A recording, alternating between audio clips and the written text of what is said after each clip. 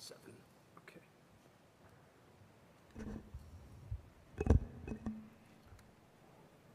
Good evening, everyone. I'd like to call to order the Planning Board meeting of July 11th, 2023. Vice Chair Crowe is out tonight, so I'll be chairing, and I want to recognize that we have a quorum. So, Director, what would you like to start with first? All the public hearings will begin 7:15 or after. Thank you, Member McCamey, and Acting Chair this evening. If we may, we have Dennis Duggan here from Archbishop Williams for his approval not required plan, which I have prepared a report in your packet. The materials were circulated last week. This is an approval not required subdivision plan for 80 Independence Avenue and 85 Washington Street. What Archbishop Williams is looking to do is to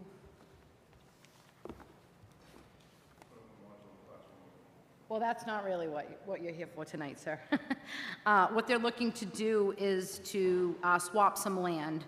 So the St. Coletta's, which is at 85 Washington Street, is going to give about 2,300 square feet to Archbishop Williams, and Archbishop Williams is going to give them about 932 square feet.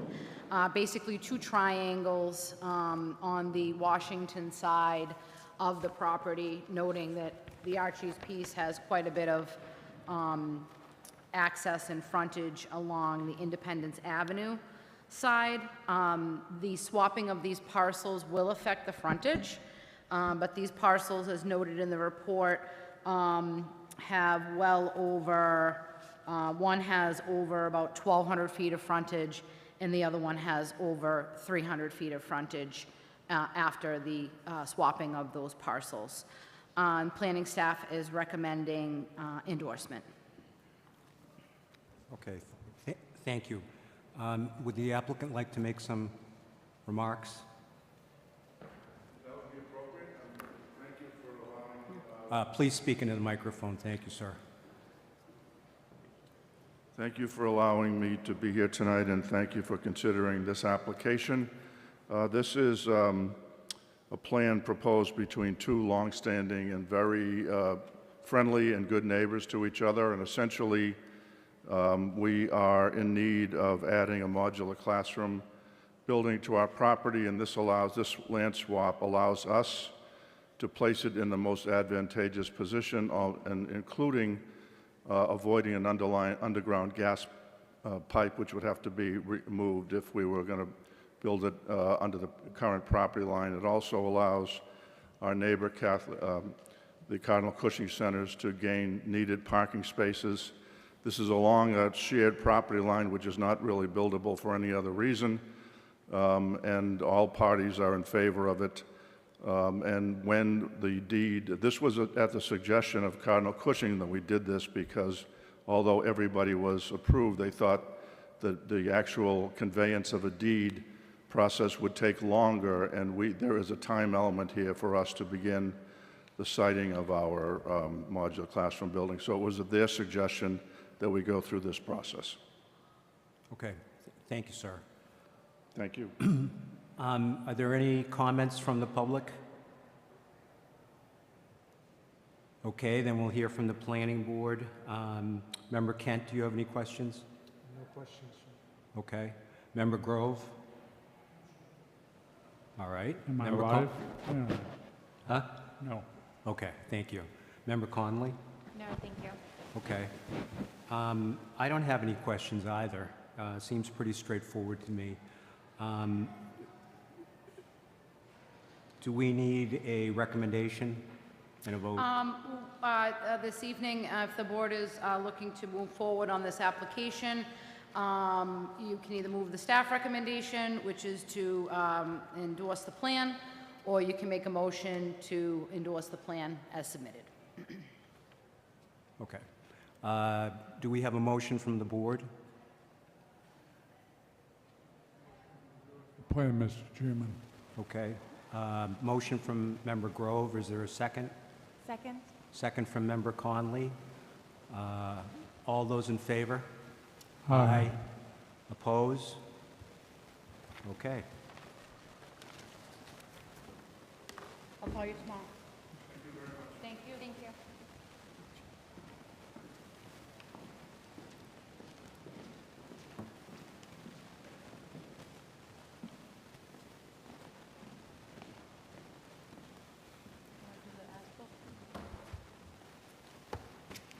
Which one?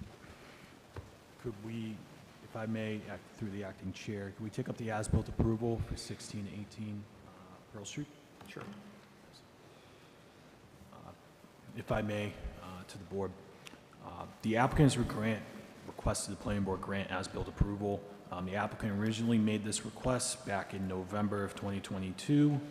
Staff at the time felt that there were further improvements to be made to the property as part of their renovation project.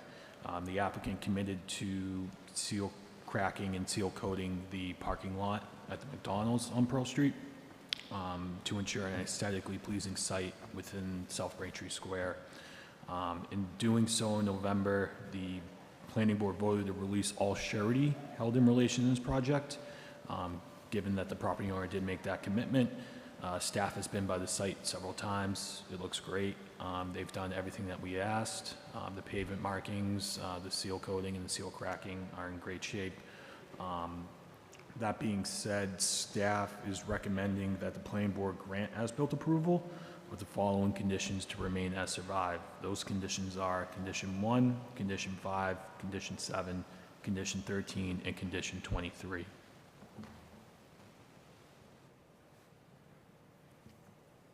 Okay, thank you. Questions from the audience? Any comments? Okay. Member Kent, any questions? No questions. Okay. Member Grove? No, Mr. Chair. Member Conley? No, thank you. Okay. I don't have any. Would we like to entertain a motion for as-built approval, please, with the surviving conditions as Assistant Director Murphy mentioned? So moved. Okay. Second. Second, motion by Member Kent, seconded by Member Grove. All in favor? Aye. Oppose? All right, thank you. If I may, through the acting chair, moving right along here, we have a request for a request for a waiver from a special permit pursuant to 135-608 floodplain. If I can draw your attention to your packet, the letter dated June 13th. Kelly Phelan, our conservation agent, and myself met with this resident.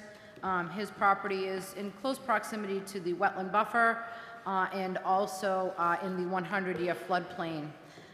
He has gone to the Conservation Commission for both the proximity to the wetland area and also the floodplain, and he's seeking a waiver. The only thing that will be actually in the actual floodplain is a few sonotubes. I believe it was, a couple sonotubes that come to about 12 cubic feet of volume. So as we have in the past for these really small projects that really do not impact the floodplain and there isn't grading activity and whatnot, just to work with these homeowners, we've asked the planning board to waive the special permit requirements, given the impact is minuscule, and it has been reviewed by the Conservation Commission, and they issued an order of conditions. Thank you, Mr. Chairman. Okay, thank you, Director. Are the applicants here? Do they want to make any comments? I don't know. Are you, BFA? No. Okay. Any other comments from the public? Okay. Member Kent, do you have any questions? I do not. Thank you. Member Grove? Yes, sir. What is the voting requirement on this? To waive it? Yeah? 4. Or?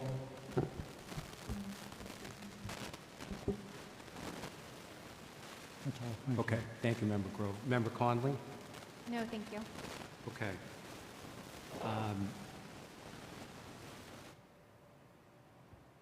I don't really have any questions. This is just a small It's literally Variance. the supports will be. sonotubes. Yeah. Exactly, in the floodplain elevation.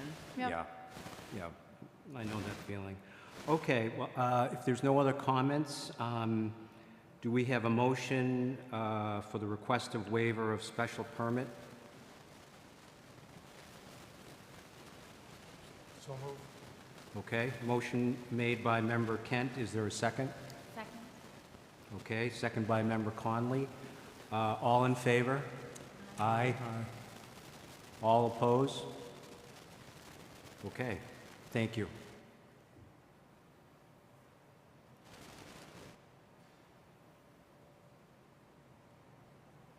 That means it passes. Right? Okay. Yeah, I was just writing my notes down. Okay, we have a few more minutes before we get into our public hearings. As noted on the agenda, we have the board member term limits. I have provided the memorandum prepared by our council, which was dated today. There's a couple paragraphs, but the important part, as she notes, at the end of the memo, most importantly, in the interim, the Massachusetts Supreme Judicial Court has held that holdover appointments have valid authority. Therefore, any and all holdover members on any of the town boards or committees, including the planning board, have valid legal authority to act on the matters before them. So I think was the main crux of what has been voiced by some of the members, or the member, and that has been addressed. I know we've talked about it, but there it is in writing from our solicitor. Okay, thank you. And then we can do the master plan updates, because we still have a few more minutes. Mr. Chairman, the next meeting is it's in the packet.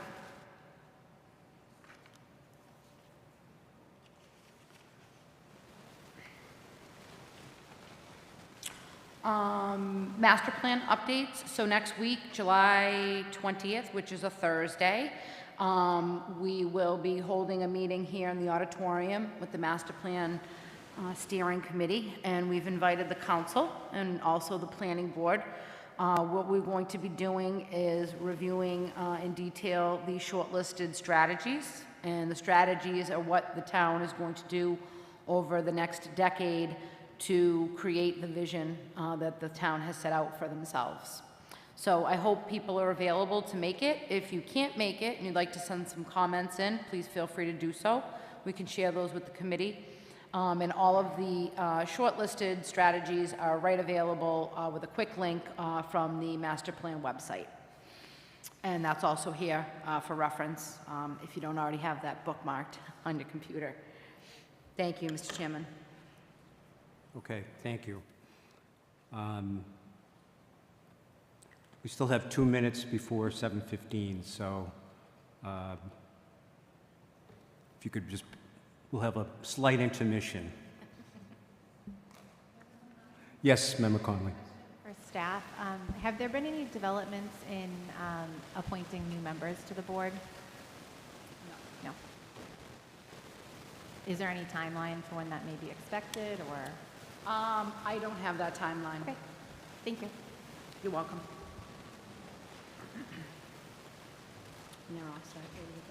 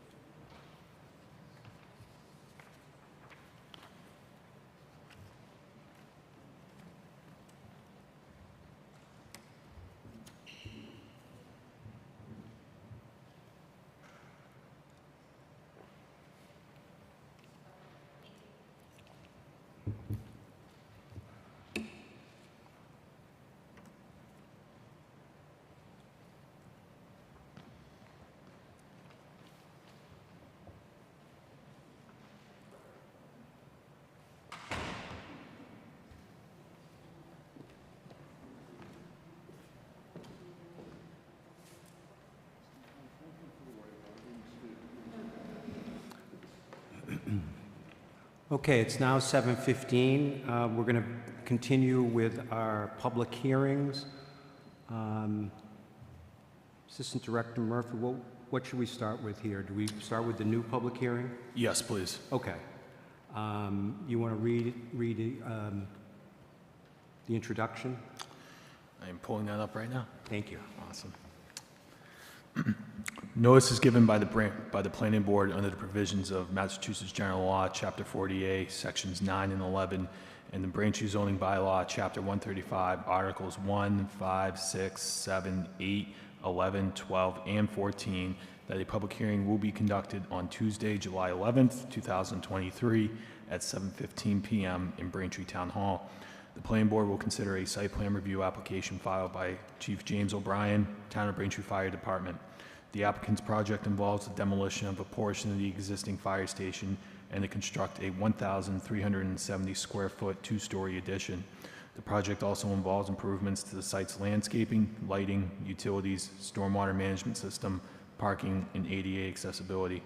The property is located at 911 Union Place, is zoned open space conservancy, and is shown on the Braintree Assessor's Map 1005 as plots 29 and 7A with a land area of 37,064 square feet. Thank you. Should we have the applicant make some comments? Okay. Please identify yourself, sir. Good evening. My name is Nathan Ketchel. I am the civil engineer, or one of the civil engineers on the project. I also have with me Fire Chief James O'Brien, project manager Stephen Kirby, architect Ellen Light, and landscape architect Amy Foster. I guess I'll go right into what's going on here. As Connor had indicated, this is the renovation and addition to the Braintree Fire Headquarters project. It is located on the corner of Union Place and Tenney Road.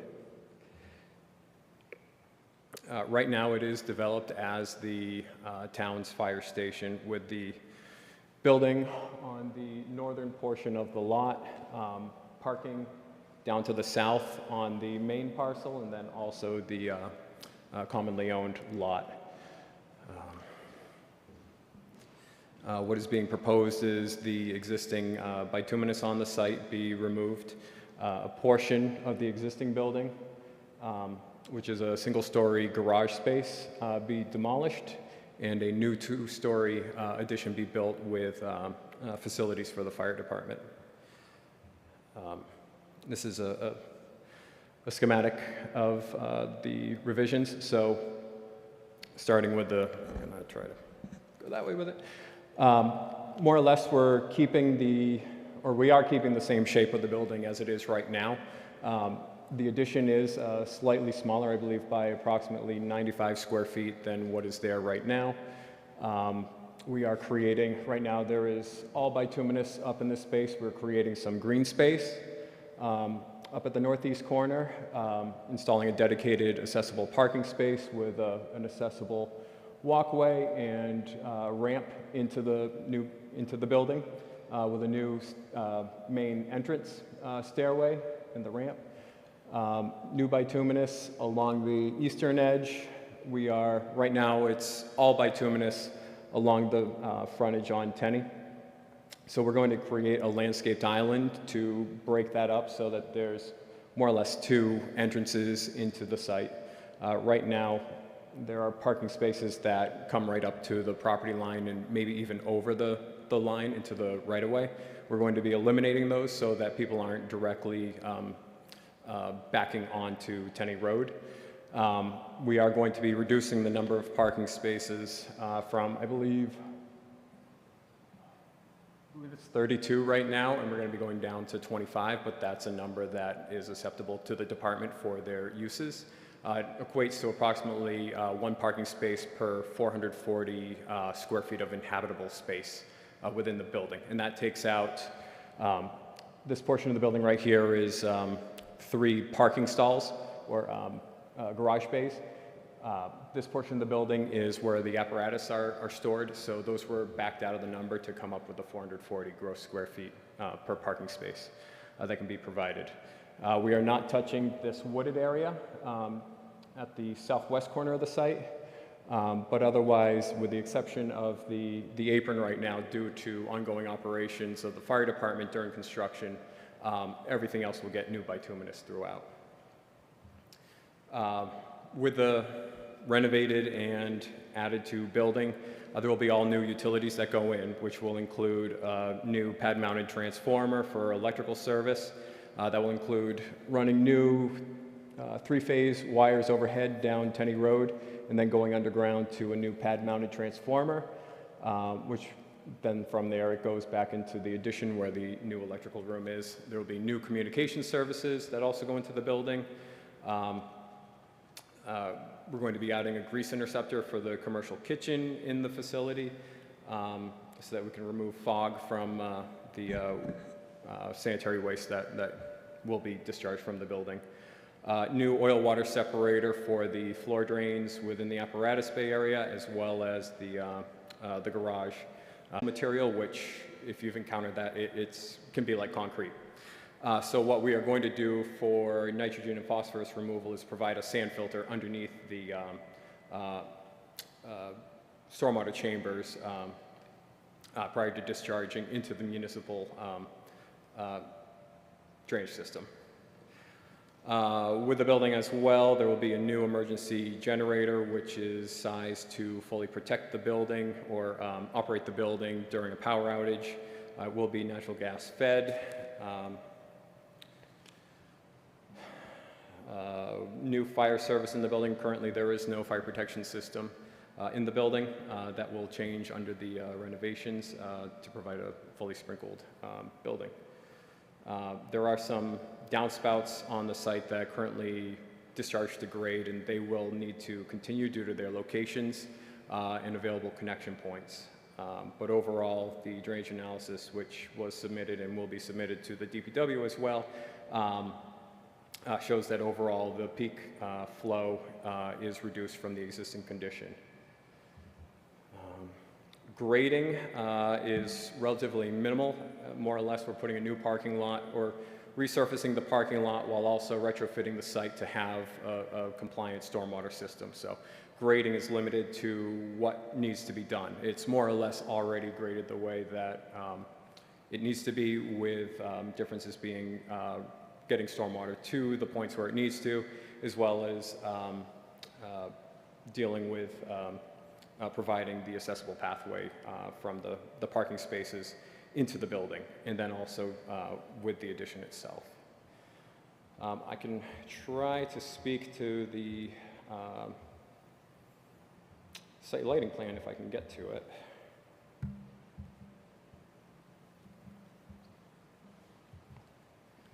Let's see.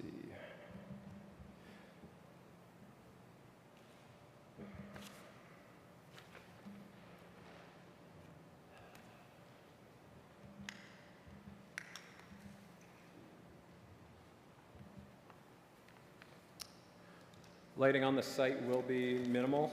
The main focus is going to be lighting up the Union Place side of the building, as well as any emergency egress doorways,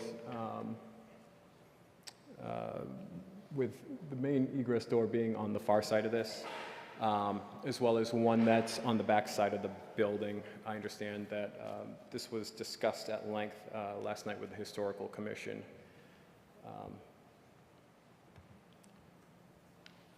And then, I don't know if you want to speak to the landscape.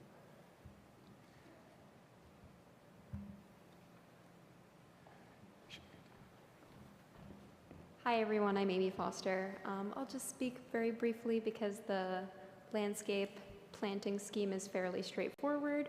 We have some trees in the parking island to kind of provide that streetscape atmosphere and some screening and shade. That will be a fairly columnar canopy red maple tree, and below that will be lawn for ease of maintenance and ease of visibility coming in and out of those. And around the front building, we have a pretty diverse mix of perennials and shrubs that will kind of just soften those hardscape additions, soften the edges of the building, and then provide some cheerful perennial blooms in the summer. One careful consideration we had was for the site triangle, turning in and out of Tenny. So all of the plant selections within that conservative site triangle will be below, let's see, 24 inches in height. And that 24 inches is really just the top of the flower bloom. None of these are super dense evergreens. They will just kind of be a perennial bed within those height constraints. And then some shrubs to kind of, again, just soften that entryway and provide some sense of threshold.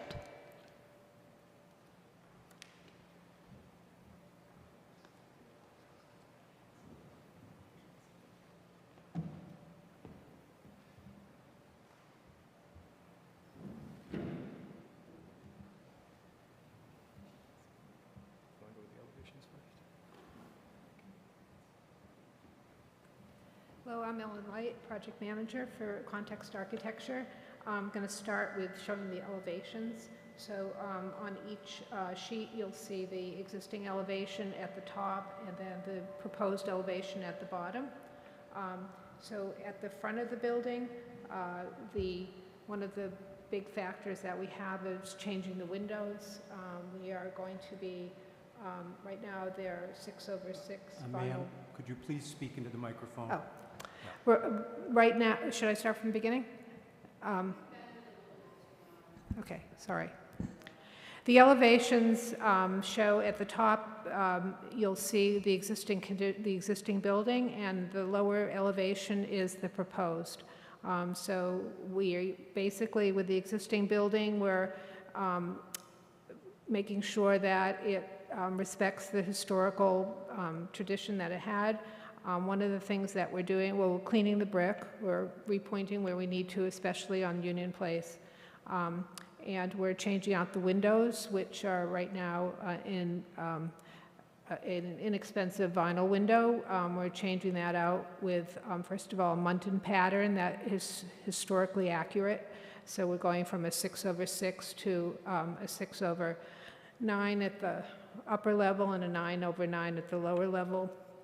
We're cleaning up the cast stone, which has shown wear and staining over time. We're lighting the signage, as Nathan had explained. And one of the major things is we're cleaning up the entry, which we're restoring it.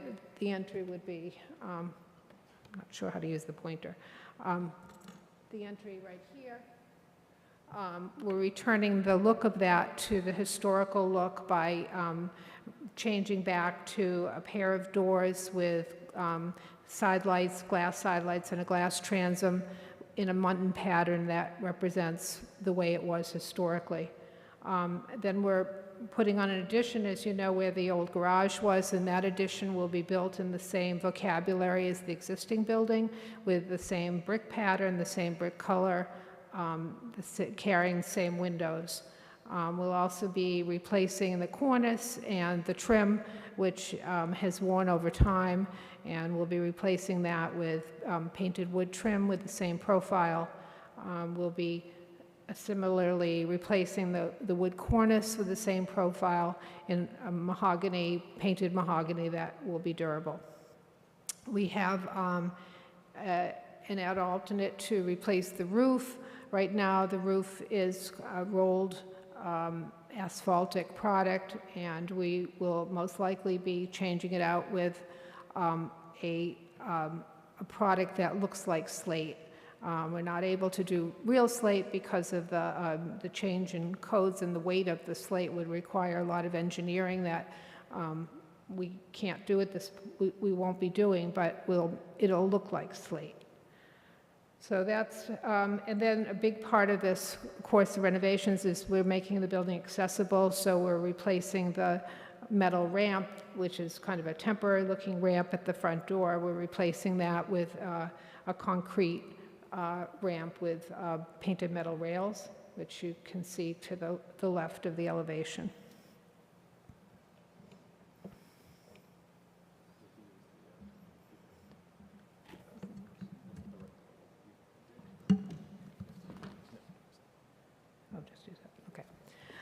This is the Tenney Road elevation.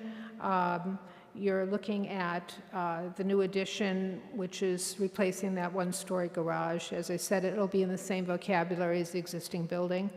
And then there's a rear garage that will remain in place, but we'll clean it up. We'll paint the peeling wood, we'll repaint, we'll repoint, we'll clean up the masonry, replace a few windows there. We also have, the addition has a flat roof, and we have a large air handling unit that will be sitting on that roof. Needs to be screened acoustically to make sure that the sound is correct for Tenney Road neighbors. So there'll be a painted metal screen, which you see on you see it in white on this elevation. It'll be painted a color to make it compatible with the roof so that it won't stand out. This is the rear elevation, the south elevation, what you would see if you were in the parking lot. Again, it's really replacing windows, cleaning up the masonry, cleaning up the trim and the cornice and the gutters, and you have the old hose tower there that's remaining in place, and then you can see the two-story addition over to the right. You can see the screening, and you can see the low garage that will remain in place. Lastly, this is the west elevation, the one that would face Washington Street. There's a side door into the app bay from there, and similarly to the rest of the building, it's cleaning up the masonry, replacing the brick, replacing the trim.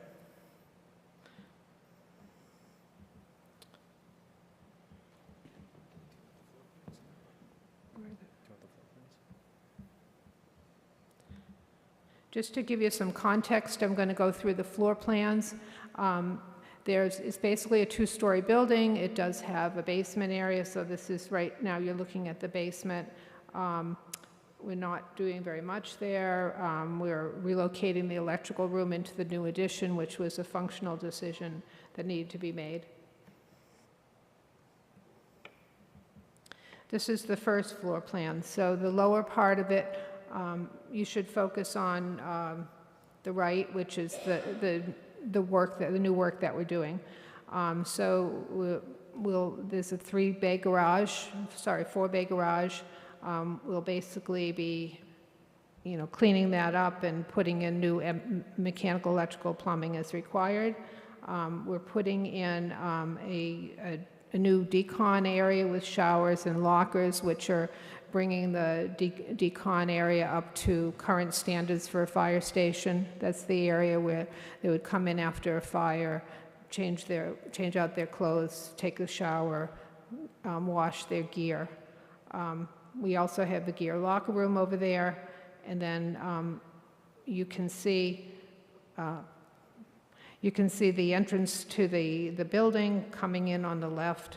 The lobby will be making that accessible. We'll be putting in a public restroom there and making an accessible pathway through the lobby, which will be secured, and then back to an elevator, which can take people up to the administrative level on the second floor. There's also a small stair that takes you into the addition. On the first level of the addition, most of it is wellness space, and then there are also service spaces within there, the elevator, mechanical room, the electrical room, service spaces that are needed for the building. This is the second floor. What we've done at the second floor is we've basically reconfigured the living areas so that most of the firefighter rooms are now single occupancy. Right now, there are a number of doubles and a quad.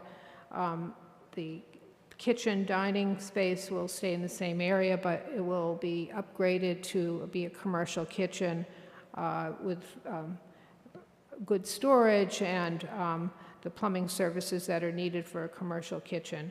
We'll be adding some more showers for the living spaces, and in order to do what we needed to do to provide enough living spaces so the firefighters were taking what is now the administrative area, which you can see in the left in the existing plan, and they're moving over to be the second floor of the new addition. So basically on the northeast corner is where the chief would be, and then you have the additional officers who have their own spaces and accounting there as well.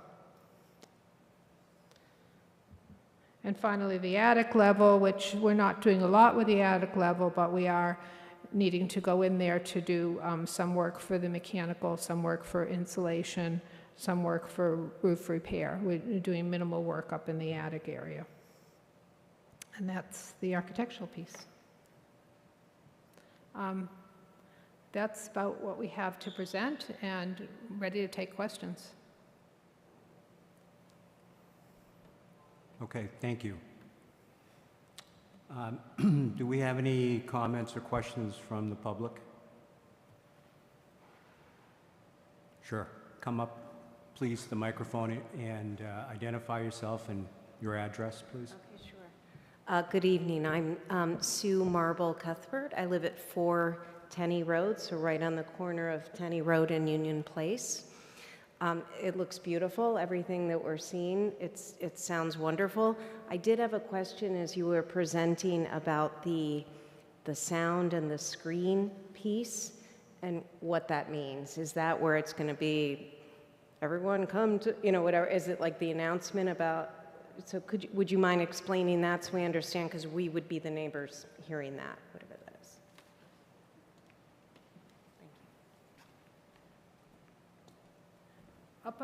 We have located a rooftop unit on top of the building. Because of its size, it needs to be there, but it also makes a certain amount of noise that exceeds the decibel level that is that would meet code. So we've worked with an acoustical engineer, and so we're putting a screen around it so that it stays quiet and doesn't. Yes. Yes, it's a large mechanical unit with screening to buffer the sound.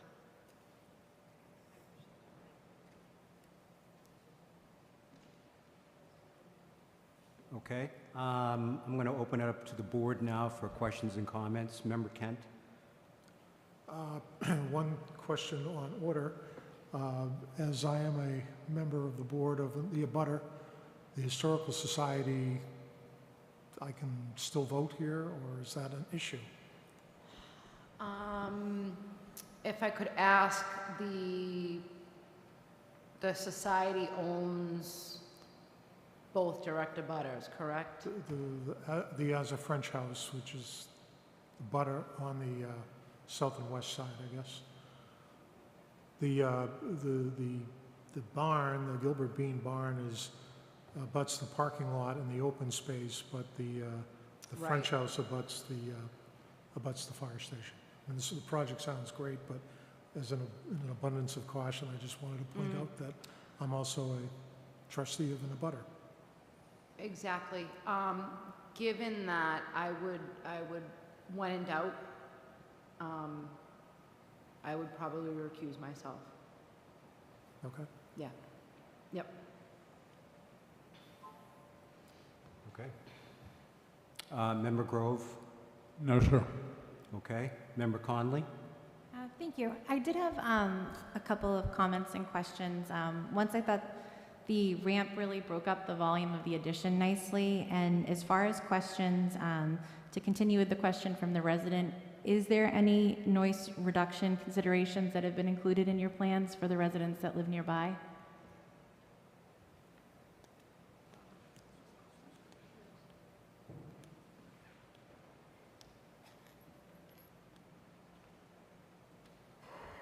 The screening that we have there is an acoustical screen. It's not just a visual screen. I mean, visually we want it to look acceptable and compatible with the building, but it's an acoustical screen. We've worked with the Centec, with their acoustical engineer, one of their principals, who's measured decibel levels. And so I don't know if you're asking if the sound will be less than what's there now.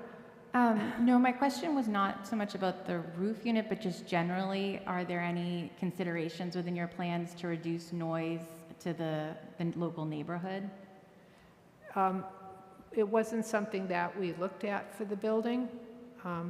I don't think it would increase the noise because we're not doing anything in the area of Tenney Road that would create any noise other than the screened unit at the top. And we actually also have some mechanical units on the other side of the garage that are tucked in away from Tenney Road, and they will also have acoustical screening. So we're being cognizant of that. So we're not introducing new sound, but most of the noise of the fire station is really on the App Bay side and not on the Tenney Road side. Thank you.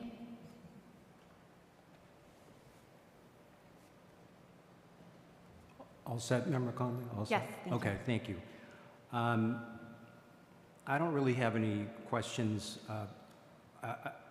I'm thankful that we're finally fixing this building. I mean, it's been a long time, and it certainly looks good to me. My only question is, has there ever been any drainage work done on this site?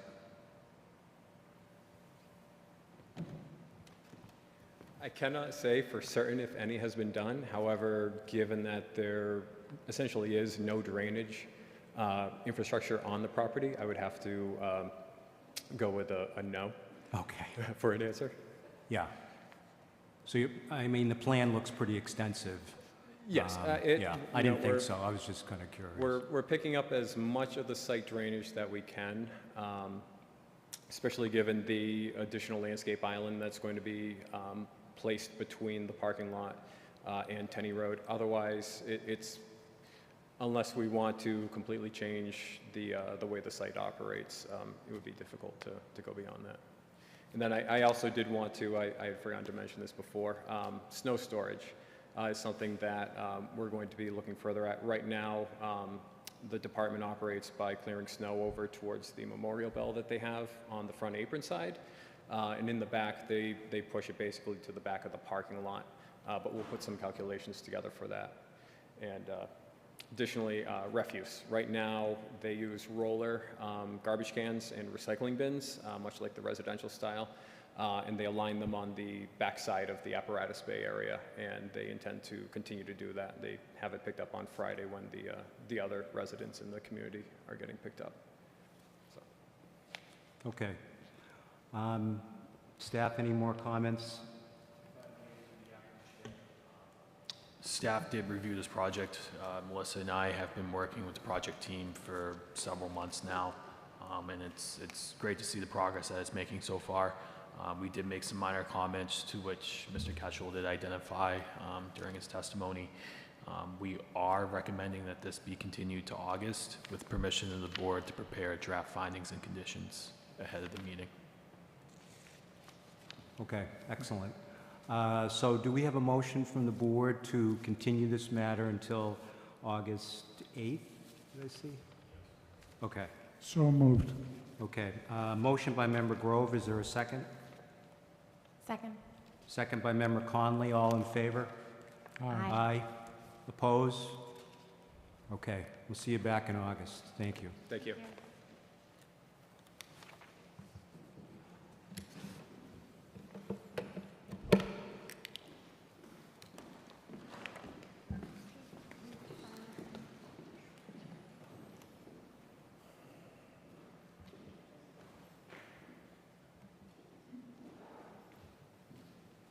Are you doing this one? Okay.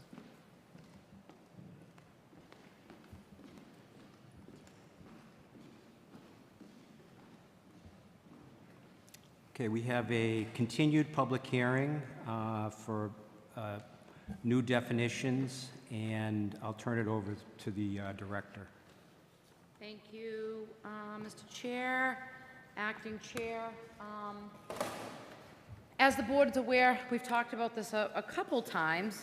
We talked about them, and then we had some drafts, and then the board directed me to actually file this amendment with the town council, which I went ahead and did on May 23rd. I've recopied, I wasn't sure if you had it left over from last month, the memo that I prepared on June 11th. And basically, the memo just continues to go over, we already opened the hearing, sorry. The memo continues to go over in a little more detail than we have in the past. The definitions that we're looking to add, and again, that is for the production studio, for the brewery with tap room, the brewery production use, and then also the function and conference facility use. So the report is structured to show the proposed definition. Then I've included an excerpt from the use table highlighting the districts. So the production studio would be allowed by right in highway business and commercial. And then the brewery with tap room would be allowed by right in highway business and commercial, and by a special permit in the general business and the landing. And then the brewery production, which really wouldn't have that kind of tap room element, would be allowed by right in highway business and commercial. And then we have the corresponding parking requirements as well. And then we have the function conference facility, which again, looking at the table, would be by special permit in highway business and also in commercial, with a parking requirement to be set by the board. And we've actually had some recent interest in somebody looking to do a restaurant function facility here in the community. We're going to be meeting with them hopefully next week. So basically, this is just kind of the tightened up version of what we've been talking about. I'd be happy to go into any of the aspects of this in more detail or answer any questions from the board. It doesn't look like we have anybody from the public, but these are definitely some good definitions. These are some relevant definitions, and these are some definitions that will bring things, I think, into a little bit more, I don't want to pick on our brewery, Widowmaker, because they're actually doing very well. But again, they're in a manufacturing category, and yes, they are manufacturing things. They're also doing a lot of other things there. And now these definitions allow for the public element. And also, I think it was actually Member Murakami that had mentioned to me, or maybe Member Kent, about the food provisions. So the definition includes that. Whether it's in-house or mobile, if they're going to have the food in-house, great. If not, we'll look to make sure that there's an area where the truck can park and people can access the food out of drive aisles and parking spaces and things like that. So yeah, available for any questions or clarification, and would love any comments and feedback from the members. Thank you. Okay, thank you. Member Kent, any questions? I think it's a good idea to do this. I was a little bit concerned that the Sheraton Tower is gone and F1 is gone and Lombardo's will soon be gone. Is that an opportunity or is that a message here? And that's more a business question than it is a planning question. But Right, I think that nevertheless, being prepared by doing this is a good idea. I've always kind of questioned that, Member Kent, like it's just lacking. Like, unless you want to go to some of the clubs and stuff, which a lot of them have very nice function rooms, but if you're looking for something a little bit more elevated or, something, baby shower, wedding shower, or something like that, I recall the Sheraton Tower being very, very busy when they were in their quote heyday. Now that I think about it, there's Trillium down the street there in Canton that seems to be backfilling some of this, which... Maybe. So I guess it's not a fundamental business change, it's just a good idea to have this in the code.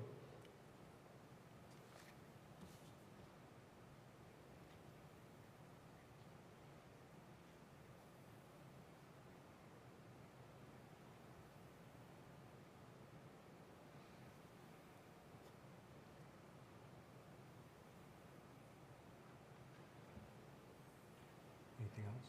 All set. Okay. Member Grove, questions? Yes, Chairman.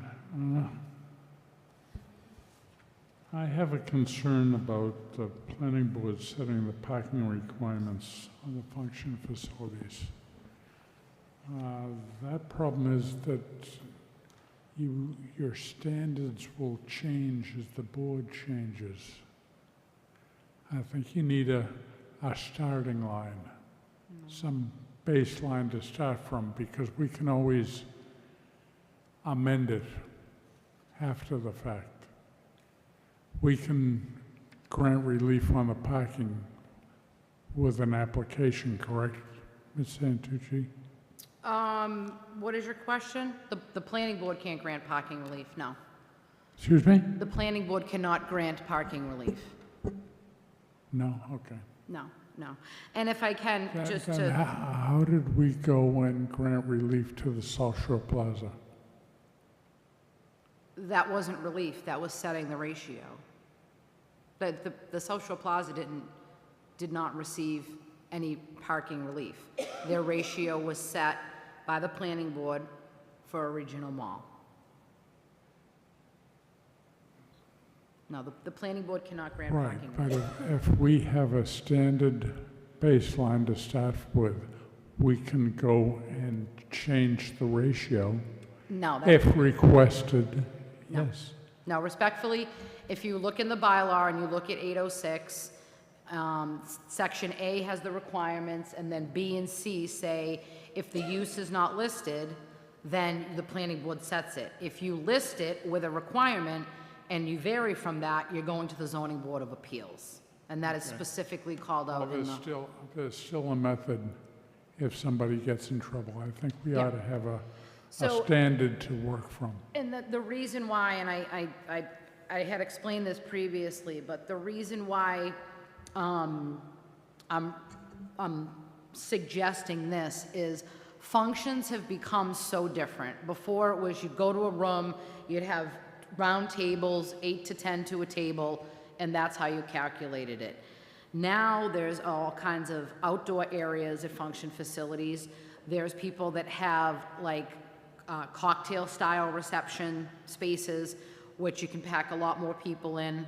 And I just think that some of these function facilities as well also have restaurants and other types of entertainment associated with them as well. And the reason I left it to be set by the planning board, and again, this is a special permit use, is that we'd be able to see the components of that particular function facility and appropriately set a requirement and put conditions on it as well. So this is actually, it allows the planning board to be involved in figuring out and determining the parking versus we don't meet an arbitrary ratio and we need to go to the zoning board of appeals to get a variance. So that's really kind of the explanation behind it. Says I still think you're setting a variable guideline by not setting. And it should be variable because these facilities could be very different. And that's why I put it this way. But the variability can also be with the membership of the board. That's on every board in every town in the whole state. There is no board that has been the same for, No, decades. then why not give them some guidelines to work off of? Because parking requirements aren't guidelines, they're requirements. There's a difference. There's a difference between that. And this, we would be looking at peak periods. How many people can you fit in this room? If you flipped it to a cocktail, how many people can you fit? I think we've all looked at different function facilities and it'll say seated for 80 people, cocktail style 120. So we need to understand how these places are actually going to function and what they're going to be offering to potential patrons so that we can make sure. Some of these places have multiple functions at the same time. So we would also want to be able to take a look at that as well. Indoor areas, outdoor areas. I want just the ballroom. I want just the roof deck.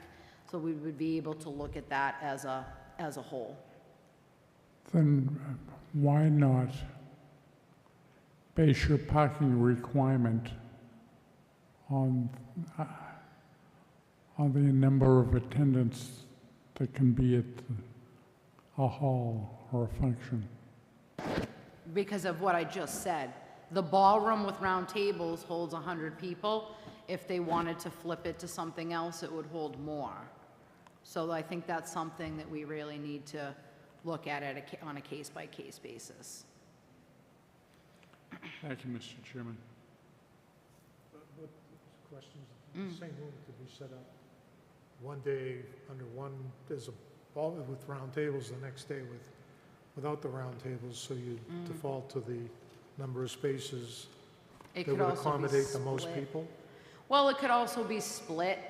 For example, you could also have a situation where, for example, I'll use my own wedding. We got the whole entire place because we didn't want other functions there. So in that particular case, we were on the lesser side of the numbers versus if somebody took an outdoor area and it's just so variable. I don't know. I've been to a million functions and weddings, and now it's just like everything. So it's just very different, and the experience is in the setting is very different. I just want to be able to, the reason for doing this is so that those places that have the potential to have more bodies will in fact, we can address that in a ratio. And for an example, let's say if somebody's parking, if we got into discussions and the parking wasn't that abundant at a particular place, we might put a condition in something that says you can't have, the cocktail style functions because that would draw in more people. So just the ability to really look at what's being proposed in a special permit context and set a parking ratio.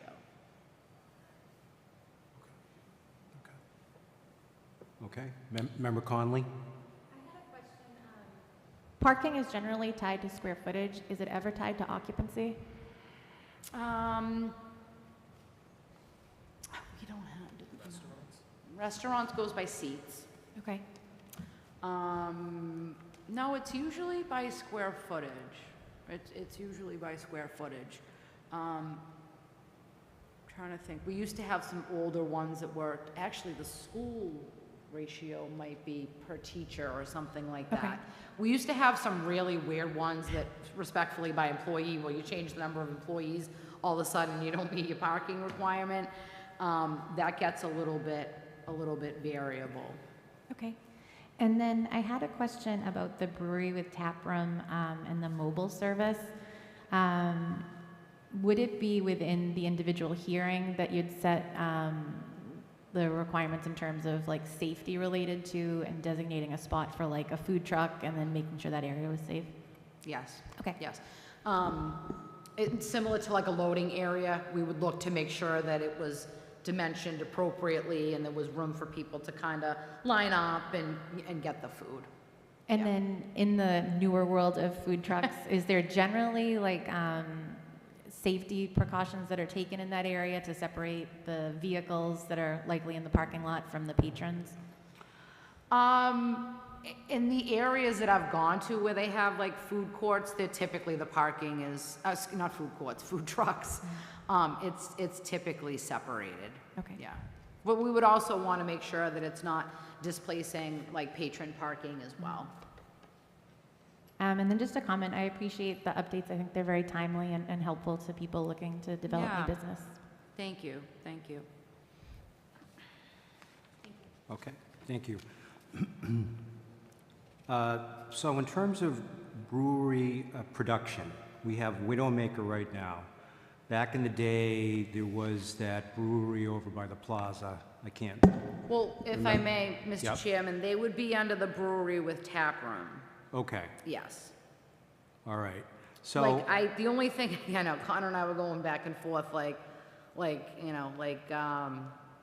trying to think what's just straight, well, it's not in Mass, but I don't know if anyone knows the Fabrizi limoncello, and they have some really nice beverages in the cans. My friend happens to be the owner of that company. Like, you go in there and there's no tastings, it's just straight production, bottling, packaging, shipping, loading, like very a lot more, just less interactive, I would say, with consumers.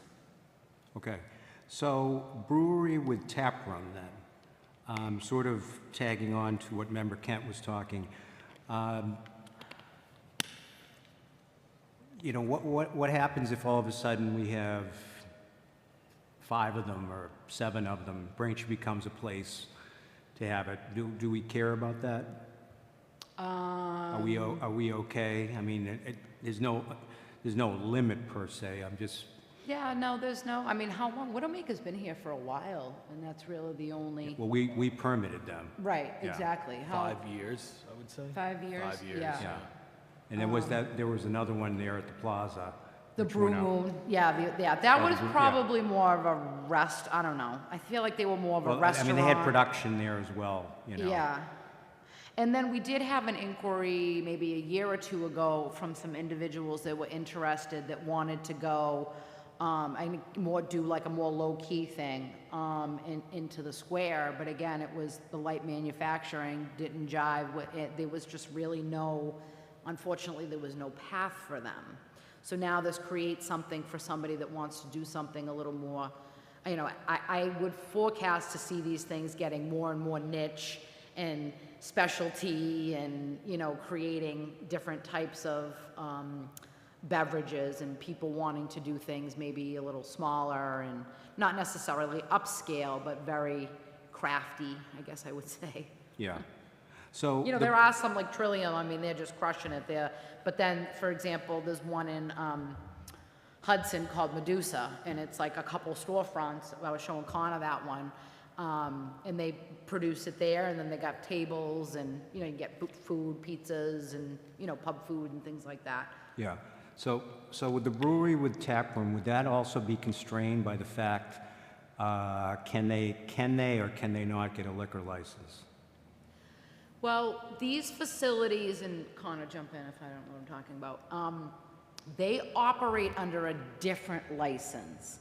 It's more of like more of an agricultural license rather than a full-on. Agricultural? Yeah, because it's more of a craft than it is, you know, I have 18 bottles behind my bar and I can make 1,000 different drinks. This is more specific. There's, you know, they're not sitting behind the bar combining different beers and giving you something. We have this beer, we've produced it on site, it's been held for however many days, and more of that craft category rather than the ultimate bar experience that I'm sure you'll see elsewhere throughout town. Got it. Okay. Thank you. Are we supposed to take a vote on this? Yes. I'd like you to. Please. I'd like to keep it moving and get it to the council. We were delayed last month. So I'd like to keep this moving. We just have the agenda next month is bountiful. Got it. Okay. All right. So do we have a motion from the board on the proposed zoning bylaw text amendments? Motion made by Member Conley. Is there a second? Was that for a favorable recommendation? Thank you. Favorable. Okay.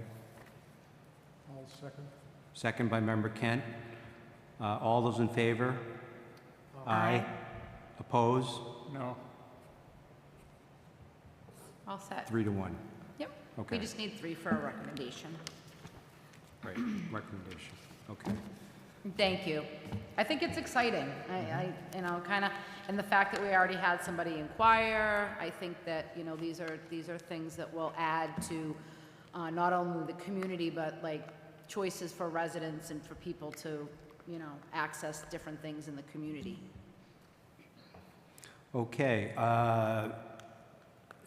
Is there anything else, Director, you want to? Okay. No, sir. Do we Mr. have a motion Chairman? to adjourn? Yes, sir.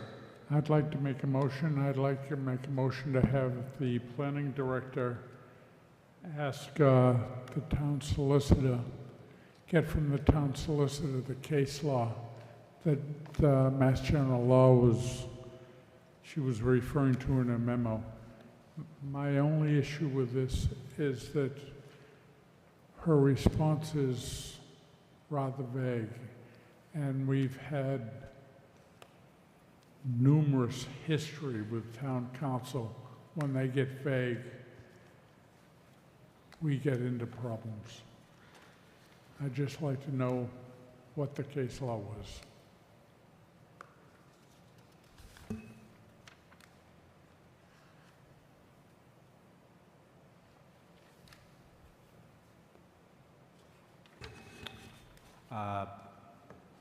Understood. Yeah, we'll just ask for that to be provided. Okay. Great, thank you. You're welcome. All right, hearing any other business, hearing none, is there a motion to adjourn? So moved. Member Grove, and a second? I'll second. Second by Member Kent, all in favor? Aye. Aye. Oppose? All right, thanks, everybody. Thank you.